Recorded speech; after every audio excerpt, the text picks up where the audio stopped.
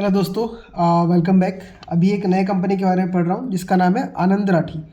तो ये आनंद राठी का दूसरा कंपनी है। ये आपका वेल्थ मैनेजमेंट वाला नहीं है, ये आपका ब्रोकर वाला है। इस कंपनी का पूरा नाम है आपका Anand Rathi share and broker stock brokers, जिसका रिसेंटली आईपीओ आया है। और मेरे ख्याल से ये जो वेल्थ मैनेजमेंट वाली कंपनी थी उससे डीमर्ज हो गया है शायद। मैंने उतना डिटेल में इसको दिखा नहीं कि कंपनी आई कहाँ से, बट हाँ, ये जो आनंद राठी ग्रुप की कंपनी है। और इसने जो मेन आईपीओ जो अभी रिसेंटली उठाया उसका जो अमाउंट था वो लगभग 745 करोड़ का अमाउंट उठाया है। तो ये कंपनी करती क्या है, इसका कंपनी का मेन जैसे एंजल वन है, ग्रो है, 5पैसा है और ऐसे बहुत सारे हैं, धन है, उसकी तरह ही एक ब्रोकर का इसका एक ऐप है, प्लेटफॉर्म प्रोवाइड करती है जहाँ पे आप ट्रेड कर सकते हैं।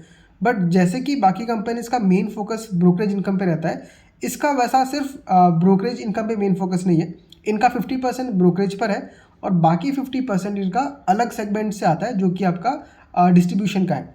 डिस्ट्रीब्यूशन मतलब मान लीजिए आपका ये म्यूचुअल फंड्स हो गया, डिफरेंट टाइप्स ऑफ फंड हो गए, स्मॉल केसेस हो गए, उनसे इनको जो डिस्ट्रीब्यूशन का इनकम आता है, कमीशंस आता है, वो इनका लगभग 50% का है। और ब्रोकरेज वाले में इनका एक और बहुत बढ़िया सेगमेंट है जो कि एमटीएफ का है। और अभी 1 साल 2 साल में आपने देखा होगा कि जितने भी ऐसे ब्रोकर कंपनीज है वो कुछ खास परफॉर्म नहीं कर पा रहे। सिंपल रीज़न ये है कि मार्केट बहुत अच्छा परफॉर्म नहीं कर रहा है और सेबी का भी बहुत सारा जो गाइडलाइंस निकल के आया है, जिसकी वजह से आपका जो एफएनओ था उसमें बहुत ज़्यादा रुकावट आ चुका है, कमी आ चुका है। तो ये अक्रॉस द मार्केट जितने भी ब्रोकरेज कंपनीज हैं उन सब में ये दिक्कत हुआ है। तो आनंद राठी क्या बोल रहा है कि हमारे जो एक्टिव क्लाइंट्स अभी हैं वो लगभग 1.5 लाख के आसपास के हैं जो Q2 में थे। जबकि पूरे Q1 का देखूँ, मतलब Q1 Q2 दोनों मिला के देखूँ, H1 का आधे 6 महीने का, तो वहाँ पे टोटल क्लाइंट्स थे लगभग 1,74,000 के आसपास। तो यहाँ भी देखने के लिए मिल रहा है कि Q2 में आते आते इनके लगभग 20-30 हज़ार जो क्लाइंट्स हैं वो फिलहाल एक्टिव नहीं है, किसी भी कारण से ट्रेड नहीं कर रहे। मतलब क्लाइंट का अकाउंट तो है, उसमें पैसे भी हैं, बट वो ट्रेडिंग नहीं कर रहे, बाय सेल नहीं कर रहे, एक्टिव नहीं है। तो ये तो अक्रॉस हमको हर चीज़ में देखने के लिए मिल रहा है। एंजल वन में भी डी ग्रोथ था और ग्रो में भी थोड़ा बहुत हमको डी ग्रोथ देखने के लिए मिला था। और कंपनी से जब मैनेजमेंट ने पूछा गया, मतलब लोगों ने पूछा कि आप मतलब सेक्टर में काफ़ी नए हैं, देखें तो सिर्फ आपका 1.5 लाख क्लाइंट से काफ़ी कम है, तो आप ग्रो कैसे करना चाह रहे हैं। तो मैनेजमेंट ये कह रही है कि हम लोग अभी हेडलाइन नंबर पे ग्रो नहीं करना चाहते, मतलब क्लाइंट्स बढ़ा के फ़ायदा नहीं है। हमारे पास जितने क्लाइंट्स हैं हम चाह रहे हैं कि उनसे जो रेवेन्यू कमाए, रेवेन्यू एवरेज रेवेन्यू पर क्लाइंट जो है उसको बढ़ा के लेके जाए। और कंपनी ने ये भी कहा है कि हम लोग का जो एवरेज रेवेन्यू है पर क्लाइंट वो हाईएस्ट इन द सेक्टर है। बट बाकी का हमको नंबर तो पता नहीं कि एंजल वन का कितना है, ग्रो का कितना है। तो यहाँ पे बस आप उसको एक बहुत सीरियसली उस नंबर को नहीं लेना है। वो बड़ा हो भी सकता है, बड़ा नहीं भी हो सकता है।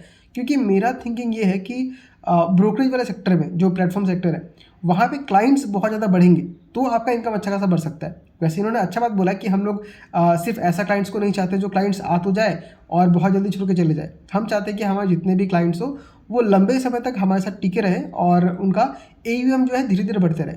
मतलब मान लीजिए अगर मैं एक इन्वेस्टर हूँ और आनंद राठी में अकाउंट खोलता हूँ, तो मैंने स्टार्ट किया मान लीजिए 1 लाख 2 लाख रुपए से, लेकिन बढ़ते बढ़ते बढ़ते आगे जाके अगर मेरा अमाउंट जो है वो 10 लाख 20 लाख 1 करोड़ 2 करोड़ हो गया, तो उससे रेवेन्यू आनंद राठी का ही बढ़ेगा। और उसके साथ साथ ये लोग मुझे क्या कर सकते हैं, क्रॉस सेल कर सकते हैं।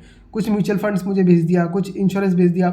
हाँ, ये लोग ने अभी एक नया सेक्टर स्टार्ट किया है, मतलब डिस्ट्रीब्यूशन चैनल में ये लोग इंश्योरेंस से भी एंटर कर रहे हैं।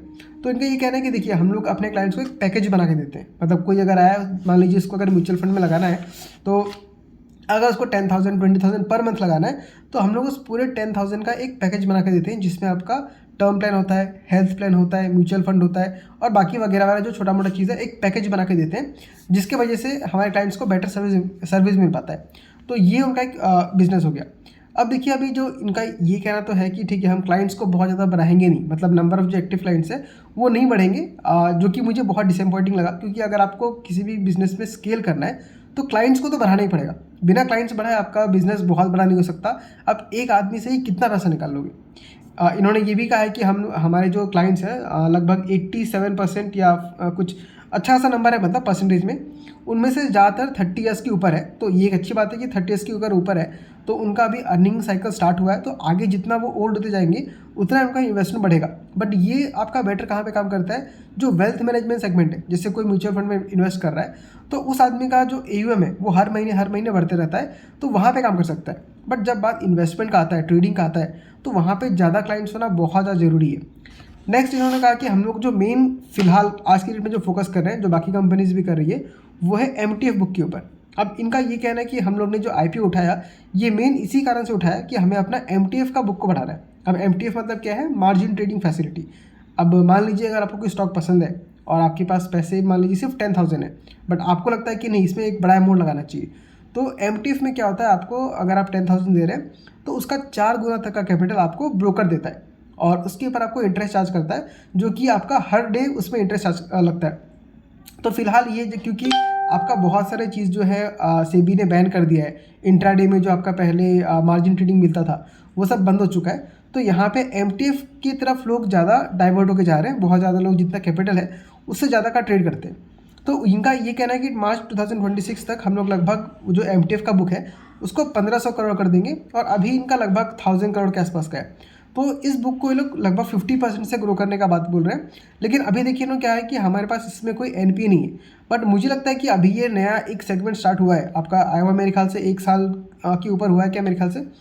तो आगे जाके अगर लोग बहुत ज़्यादा लेवरेज ले लेते हैं तो इसमें इंटरेस्ट देने में शायद दिक्कत हो सकता है। और इसमें दिक्कत और क्या है कि मान लीजिए आपने MTF में कोई शेयर ले लिया और उसके बाद अगर वो शेयर नीचे आने लग गया तो आपको वहाँ पे मार्जिन कॉल लग जाता है, मतलब आपको एक्स्ट्रा पैसा भी देना है, क्योंकि आपको कंपनी कितना दे रही है, आपका जो कैपिटल था उसका 4 गुना दे रही है। अब मान लीजिए 10,000 का अगर कंपनी ने आपको 40,000 का लोन दिया हुआ है और वो घट के मान लीजिए स्टॉक फॉल कर गया 10%, तो आपका भी खुद का अमाउंट कितना रह गया? ओनली 9,000। तो आपको और 1,000 उसमें एक्स्ट्रा ऐड करना पड़ेगा और उसके साथ जो इंटरेस्ट है वो तो आपका हर दिन कुछ पैसा लगते रहता है। तो ये होता है, तो ये डबल एज शॉर्ट हो सकता है अगर आप उसको ठीक से मैनेज नहीं करते हैं तो फिलहाल तो कंपनी बोल रही है कि हमारे MTF बुक में कोई NPA नहीं है, बट आगे जाके एक बहुत बड़ा प्रॉब्लम अराइज हो सकता है। दूसरा, डिस्ट्रीब्यूशन का जो बिजनेस है कंपनी का, जो म्यूचुअल फंड्स डिस्ट्रीब्यूट कर रही है, उसमें कंपनी बोल रही है कि हम लोग उस बुक को AUM को लगभग 9,500 करोड़ तक कर लेंगे। तो ठीक है, ग्रोथ मुझे कंपनी अच्छा खासा बता रही है, बट जिस तरीके से ये ब्रोकरेज सेगमेंट में ग्रोथ होना चाहिए, पूरे जो ये जो पूरा मतलब ब्रोकरेज का जितना भी वो है, क्या बोलूँ, सेगमेंट बोलूँ, जितने भी कंपनीज हैं उन सब में किसी में अच्छा खासा ग्रोथ नहीं हो रहा है, बट ये कंपनी MTF को बढ़ाने का ट्राई कर रही है। और मेन जो इन लोगों ने वो लिया था, जो IPO का पैसा जो निकाला, वो मेन MTF के लिए निकाला हुआ है। तो मुझे ये चीज़ फिलहाल बहुत रिस्की लग रहा है, और ऐसा नहीं कि मैं इस कंपनी को बहुत ख़राब बोल दे रहा हूँ अभी, लेकिन फ़िलहाल मुझे इस कंपनी में इंटरेस्ट नहीं आ रहा है। But as a research analyst, as an investor, आपको हमेशा कंपनीज के बारे में पढ़ते रहना है, क्योंकि किसी कंपनी में कब टर्न अराउंड हो जाए, कब कुछ अच्छा चीज़ आ जाए, आपको तभी मालूम चलेगा जब आप उस कंपनी के बारे में पढ़ते रहोगे। और ये कंपनी तो नया लिस्टिंग हुआ ही है, तो शायद आगे जाके ये बहुत कुछ चेंजेस करे। जैसे पहले कंपनी बोल रही थी कि हम लोग 60% रखेंगे ब्रोकरेज इनकम और 40% हमारा डिस्ट्रीब्यूशन रहेगा, बट अब बोल रही है कंपनी कि हम दोनों को 50-50 पे करके बैलेंस करेंगे। और मुझे बस लगता है कि ये जो चीज़ है जो बोल रही है कि 50-50 मेंटेन करेंगे, ये कंपनी के लिए मैनेज करना बहुत मुश्किल है। हाँ, कंपनी ट्राई कर सकती है, बट 50-50 आपका हमेशा नहीं रहेगा, कभी 60-40 होगा, कभी 70-30 होगा, ऐसे ये फ्लक्चुएट करता ही रहेगा, क्योंकि वो डिपेंड करता है कि जो मतलब मार्केट का सेगमेंट है, सेंटीमेंट है, वो किस तरीके से चल रहा है। जैसे अभी MTF का बुक बहुत चल रहा है, तो लोग MTF में ज़्यादा ट्रेड करेंगे। कल को अगर मान लीजिए ऐसा कुछ होता है जिसमें लोग ट्रेडिंग बंद कर देते हैं, तो इनका फिर वेल्थ मैनेजमेंट वाला अपने आप बड़ा हो जाएगा और ब्रोकरेज इनकम वाला छोटा हो जाएगा। तो ये सब चीज़ है।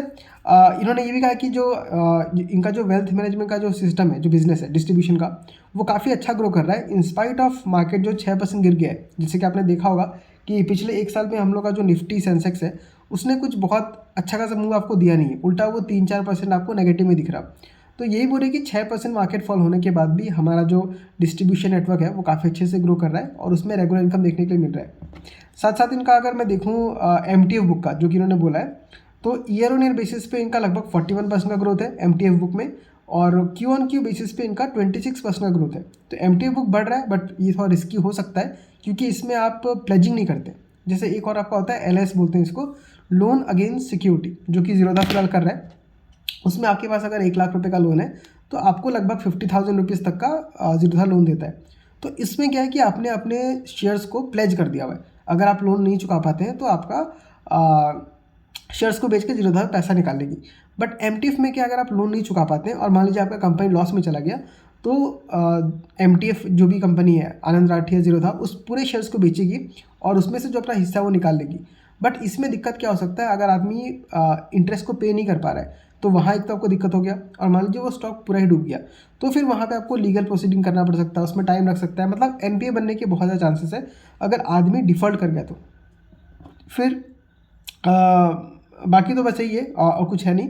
एक जो नया चीज़ मेरे को दिख रहा है, उन्होंने ये कहा है कि हम नया इंश्योरेंस को ऐड करेंगे, इंश्योरेंस का बिजनेस, मतलब अब ये अपने क्लाइंट्स को इंश्योरेंस भी बेचना शुरू कर देंगे, तो उसका भी कमीशन जो है रेवेन्यू में ऐड हो जाएगा।